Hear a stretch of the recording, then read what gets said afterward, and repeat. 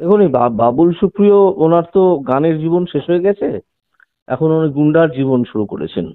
হুম। তো দিয়ে আরো যা যা হয় সেরকম হয়তো কাজকর্ম তিনি করতে চেষ্টা করছেন। আরো যে যে প্রাণীর নাম টাম হয়, আমিও সেদিকে যাচ্ছি না। এমনিতেই চামড়াটা গন্ডারের মতো মোটা, বিজেপি থেকে তাড়িয়ে দেওয়া হয়েছে ওনাকে। তারপর উনি পায়ে ধরে তৃণমূলের এমএলএ টেমএলএ হয়েছেন, সেটা কথা নয়।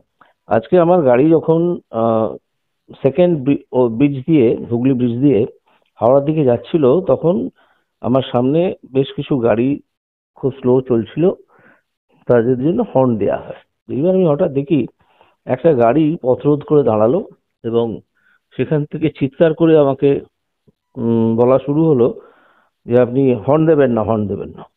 তো আমি বুঝতেই পারলাম যে হর্ন কেন দেবো না, গাড়িকে সরে যেতে বললে তো, বলতে হলে তো হর্ন দিতেই হয়। তো তারপর দেখলাম সেখান থেকে নেমে এলেন বাবুল সুপ্রিয়, তার সঙ্গে তিন চারজন লোক ছিল। বাবুল সুপ্রিয় সম্পূর্ণ মদ্যপ অবস্থায় ছিলেন। হুম। এবং তিনি বেরিয়ে এসে, আমার গাড়ির কাঁচ খোলা ছিল, আমি যেদিকে বসেছিলাম সেদিকের কাঁচ, দুদিকের কাঁচই খোলা ছিল, উনি এসে অশ্রাব্য ভাষায় গালিগালাজ করেন, হাত চালান। তার হাতে, হাতটা প্রতিরোধ করতে গিয়ে আমার হাতে আমার যে মোবাইলটা ছিল সেটা গাড়ির ভেতর ছিটকে পড়ে, সেটা খানিকটা ক্ষতিগ্রস্ত হয়েছে। ও তারপরে আমার সিকিউরিটিটা গাড়িটাকে ঘিরে ধরে, এবং তখন উনি চিৎকার চেঁচামেচি করতে থাকেন যে ওনাকে নাকি আমি গালাগাল করেছি। স্যার, আপনাকে বুড়ো ভাম বলা হচ্ছে। বুড়ো ভাম গাড়ির মধ্যে বসে আছে, বাবুল সুপ্রিয় ট্রেনে নামাতে গেলেন, দেখা যাচ্ছে ফুটেজে। হ্যাঁ, হ্যাঁ, হ্যাঁ।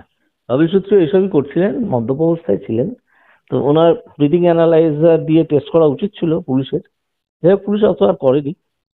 তো উনি এখন তো গাধার মতো কাজ যদি করেন কেউ গন্ডারের চামড়া নিয়ে, হুম, তো গান ফান ছেড়ে দিয়ে সব, তো গানের কোনোদিন শ্রোতা ওনার ছিল না। ঠিক আছে, কিছু পয়সা টয়সা কামাতেন। তো যাই হোক উনি, স্যার, উনি বলছেন বাবা মা তুলে আমাকে গালাগালি দেওয়া হয়েছে কার্যত, ভেতরে বসে আপনার বিরুদ্ধে অভিযোগ তুলছেন উনি। ওকে ওনাকে যা খুশি অভিযোগ তুলতে দিন।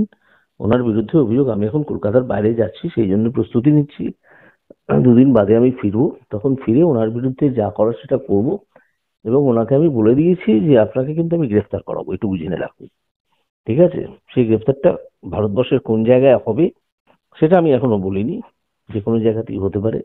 ওনার যে ট্র্যাক রেকর্ড, তাতে ওনার গ্রেপ্তার হওয়াটা শুধু সময়ের অপেক্ষা, এবং আজকে তিনি যা ঘটিয়েছেন তার সঙ্গে এগুলো যদি যুক্ত হয় তো উনি গ্রেপ্তার হবেন। সেই গ্রেপ্তার করা হবে বলায় উনি আরো চিৎকার চেঁচামেচি করতে থাকেন, এবং এরকম এবং কিছু লোকজন জড়ো হয়ে যায়, দেখলাম তাদের মধ্যে দু তিনজন রাউডি এলিমেন্ট আছে, তারাও আমাকে বিরাট চিৎকার করে গালাগাল দিতে লাগলো, এবং আরো যেটা বলতে লাগলো সেটা হচ্ছে যে আমি নাকি অনেক লোকের চাকরি খেয়েছি স্কুলের শিক্ষকদের। তো ওরা, দেখলাম যে ওদের একটা মানে রাগ ওই আছে। পরিস্থিতিতেই স্যার, মানে ওইখানেই, মানে গাড়ি হ্যাঁ, হ্যাঁ, থামিয়ে হ্যাঁ, হ্যাঁ, এইসব হ্যাঁ, কথাবার্তা। হ্যাঁ, হ্যাঁ, হ্যাঁ, হ্যাঁ।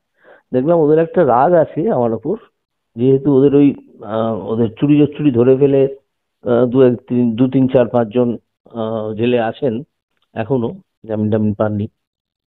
তো সেই রাগটা আছে আমার উপর। আর বাবুল সুপ্রিয় দালালি যা করার সেভাবেই করছেন, ওর লোকজন ছিল। তারপর পুলিশের ওখানে অনেক গাড়ি জমে টমে যাচ্ছে দেখে, সেকেন্ড ব্রিজের ওপর তো, তো পুলিশের ওসি কলকাতা থেকে কোনো ওসি ট্রাফিক চলে আসেন। এটা পরে আমার যে সিকিউরিটি গার্ড আছেন তিনি বললেন আমাকে, যে এসে, আমি তো গাড়ির ভেতরে বসে আছি, কারণ আমাকে যতক্ষণ না এরা আমার ওয়াই ওয়াই প্লাস সিকিউরিটি, তারা যতক্ষণ না আমাকে সিগন্যাল দিচ্ছে আমি গাড়ি থেকে নামি না, আমার নামার কথা নয়। তো ওয়াই প্লাস সিকিউরিটি আমাকে, আমাদের উচ্চ নেতৃত্ব এসব বুঝিয়ে দিয়েছিলেন যে যে কোনো সময় এ ধরনের গুন্ডামি হতে পারে, আক্রমণ হতে পারে। তিনি আমার গাড়ি ভাঙচুর করার চেষ্টাও করেছেন, গাড়ি ভাঙচুর করার চেষ্টা করেছেন, এসব করেছেন। তো তারপর পুলিশ তার গাড়িকেও সরিয়ে দেয়, যেহেতু রাস্তা জ্যাম হয়ে যাচ্ছে। আর আমার গাড়ি নিয়ে আমি, সেই রাস্তা যখন ক্লিয়ার হলো, উনি তো গাড়িটাকে ব্যাখ্যা করে দাঁড় করিয়ে পথ অবরোধ, মানে গাড়ি অবরোধ করার মতো করেছিলেন, এবং লোকজন সঙ্গে যারা ছিল তারাও অশ্রাব্য ভাষায় গালাগাল দিচ্ছিল।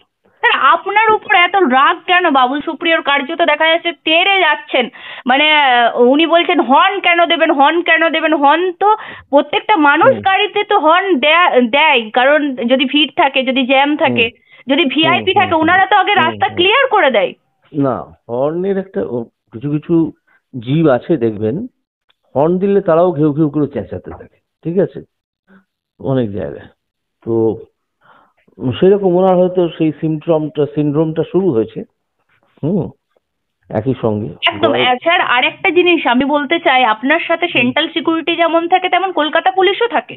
তো হ্যাঁ, থাকে তো। হ্যাঁ, তো উনি যে অভিযোগটা করছে যে কে কে এমন কুৎসিত ভাষায় গালাগালি দেবেন ওনাকে, কলকাতা পুলিশ আছে, আপনার হুম, পার্সোনাল হুম, সিকিউরিটি আছে, আর তো হুম। তাছাড়া আপনার সাথে কেউ থাকে না। উনি যে এই যে অভিযোগটা উনি না, করছেন। না, আমার সঙ্গে আজকে একজন আমাদের পার্টির নেতা ছিলেন, তিনি তমলুকের। তিনি আমার সঙ্গে ওই গাড়ি থেকে তখন ঘটনাস্থলে ছিলেন না, গাড়িতেই। তাকেও অকারণ হিন্দিতে গালিগালাজ করা হয় এবং আবার লম্বা লম্বা থারুরিয়ান ইংলিশ, যেটা সেই ধরনের কি সব ইংলিশ বাক্য টাক্য উনি বলেন।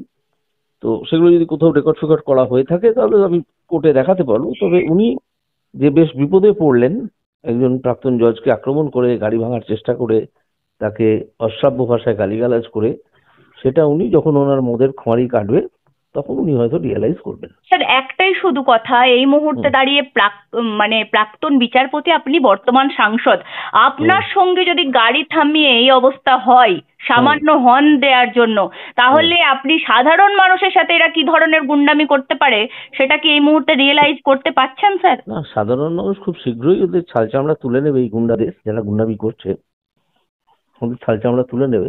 কিছু মোটা চামড়া পাওয়াও যাবে, সেটা হয়তো কাজেও লাগতে পারে কিছু জুতো টুতো বানানোর জন্য। সেটা ওনারা বুঝে গেছে, সেই জন্য স্যার এ একদম বলছি, স্যার এর শেষ দেখে ছাড়বেন আপনি, একদম সরাসরি বাবুল হ্যাঁ, সুপ্রিয়র নিঃসন্দেহে। উদ্দেশ্যে কি বলবেন? বাবুল সুপ্রিয়র উদ্দেশ্যে বলবো যে ভাই, তোমার তোমার নিজের বিপদ নিজেই তুমি ডেকে আনলে, এছাড়া আর কিছু বলার নেই। স্যার আপনি বলবো এখন না। কি সুস্থ আছেন? আপনার মোবাইলটা ভেঙে হ্যাঁ, গেছে, ড্যামেজ হয়েছে, আপনি? হ্যাঁ, সেটা আমি তো কালকে যেখানে যাচ্ছি সেখানে মোবাইলের অনেক দোকান টোকান আছে, না আমি বলছি সারিয়ে স্যার, নেবো। আপনার হাতে কি চোট লেগেছে? আপনার হাতে? না, না, হাতে তেমন চোট লাগেনি, আর ধাক্কা একটা লেগেছে। উনি হাত চালিয়েছিলেন, তো সেরকম একটা ঘটনা ঘটেছে। তো ঠিক আছে, আমি তো আর ওনাকে নেবে মারধর করতে যাইনি, বা আমার সিকিউরিটিদের বলিও নি যে মারধর করে। আমি শুধু বলেছি আপনাকে কিন্তু আমি গ্রেপ্তার করাবো এইসব কাজের জন্য। তো দেখা যাক কোথায় দাঁড়ায় ব্যাপারটা, জলটা কোথায় গড়ায়। আপনাকে অসংখ্য ধন্যবাদ স্যার, ভালো থাকবেন। হুম।